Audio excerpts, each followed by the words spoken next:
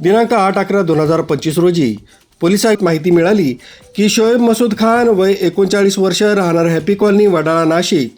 शेख मुस्तफा अफजल वय 19 वर्ष राहणार खोडेनगर नाशिक, मोफिस मुजम्मिल खान वय 19 वर्ष राहणार वडाळा चौक नाशिक हे नाशिक इन हॉटेलमध्ये रूम नंबर 305 मध्ये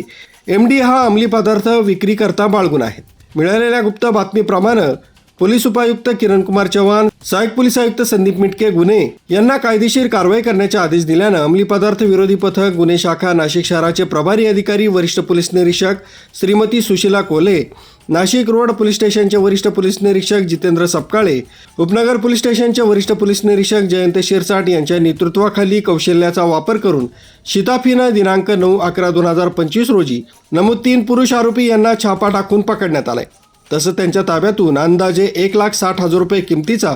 32 ग्रॅम वजनाचा MD मॅफेड्रॉन हा अंमली पदार्थ तसंच इतर 2,23,380 रुपये किमतीचा मुद्देमाल जप्त करण्यात आला. आरोपी शोएब मुराद खान याच्याकडे विचारपूस केली असता त्यानं सांगितलं की सदर नाशिक इन हॉटेलचा मालक कपिल देशमुख यानं त्यास हॉटेलमध्ये